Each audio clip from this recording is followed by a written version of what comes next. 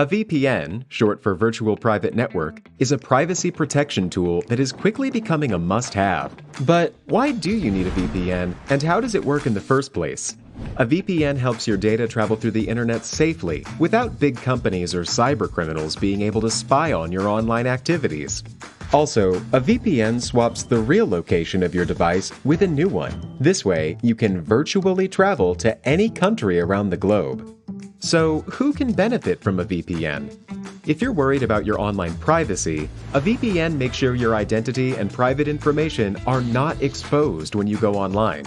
If digital security is your top priority, a VPN gives a nice additional layer of security. It encrypts your data so nobody could see what you send and receive. If you are a human rights activist whose freedom of speech is restricted, a VPN helps you to bypass censorship and speak to the world. Or, if you're on holiday in another country, with a VPN, you can bring your home entertainment anywhere you go.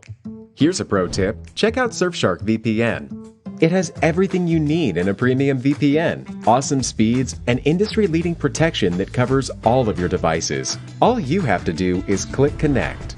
Secure your digital life and enjoy everything good that the internet has to offer with a VPN you can trust. Click link in the description and get 81% discount for your first order. Setting up your workspace. Clean your workspace. Remove as much dirt and dust as possible from the area. Vacuum, mop, and slash or wipe every surface clean. Reduce the number of particles that might end up sticking to your coats of polyurethane. Dust and other particles that dry in the polyurethane will result in an uneven surface. Ventilate the room. Create a cross breeze to get rid of the polyurethane's fumes while you work. Open a window and install an exhaust fan facing outward. Then, if possible, open a window on the opposite side of the room. Never place a fan in your immediate work area, since this may lead to dust being blown onto your wood as you coat it. Purchase a respirator with an organic cartridge if you are unable to improve the room's ventilation and slash or if you are sensitive to fumes. Create a work surface. If the wood to be treated can be transported, lay out a protective covering for it to rest on while you work. Use a tarp, drop cloth, cardboard, or similar material.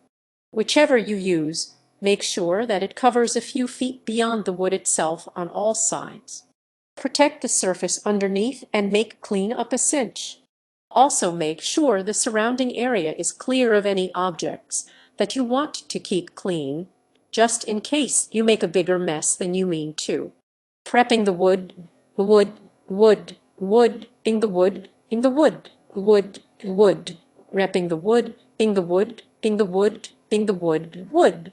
repping the wood, repping the wood. Remove old finishes.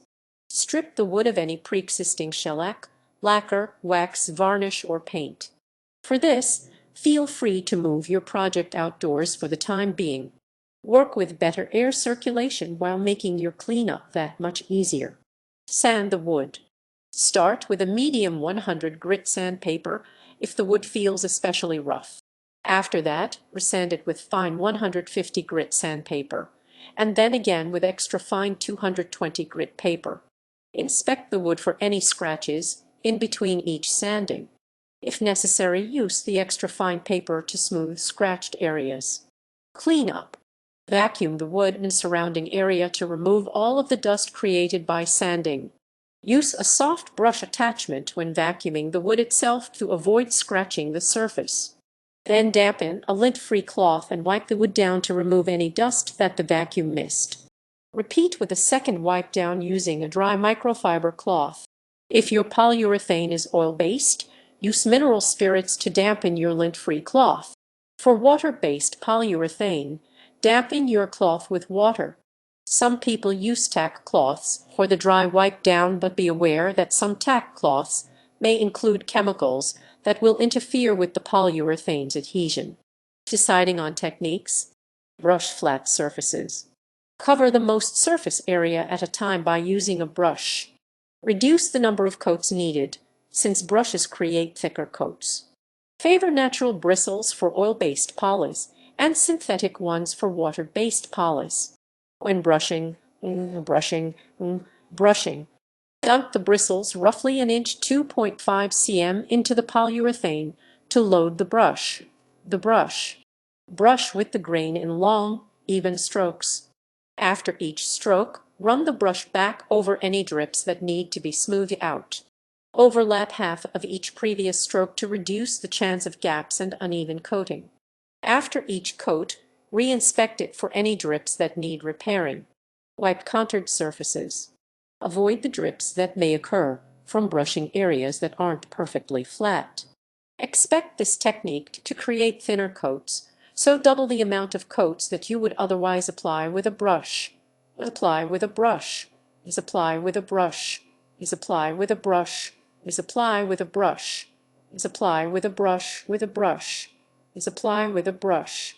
Is apply with a brush with a brush. With lie with a brush. When wiping, fold a clean cloth into a square, roughly palm-sized, to apply your coats. Dip an edge into the polyurethane. Wipe it onto the wood following the grain. With each wipe, overlap half of the previous wipe for even coating. Spray less accessible places. Purchase an aerosol can of polyurethane to coat areas that are difficult to reach with a brush or cloth. Err on the side of caution and spray in very short bursts to avoid creating drips, since these will also be out of reach and difficult to repair. Be sure to cover surrounding areas with a protective surface before applying. Spray on polyurethane creates very thin coats. Practice on a test area first to improve your technique. Applying polyurethane. Stir the polyurethane. After you open the can, use a stir stick to mix the polyurethane's components evenly, which may have settled and separated over time. Always stir, rather than shake. Expect shaking to create bubbles in the liquid, which may be transferred intact to the wood, creating an uneven coat. Seal the wood. Use a clean container to create a mixture of polyurethane and mineral spirits. Combine 2 parts polyurethane with 1 part mineral spirits in the new container. Brush or wipe a single coat of this mixture onto the wood. Wait for it to dry before proceeding. Pure polyurethane takes roughly 24 hours to dry, but it should take less than that when diluted with mineral spirits. Sand the wood again. From this point forward, always sand the wood before applying a new coat. Remove any runs, drips, bubbles, or visible brushstrokes that may have developed. Use extra fine 220 grit sandpaper to reduce the chance of scratching the surface. Once done, vacuum and wipe the wood again to remove all particles. Apply the first coat. After sealing the wood, use pure polyurethane.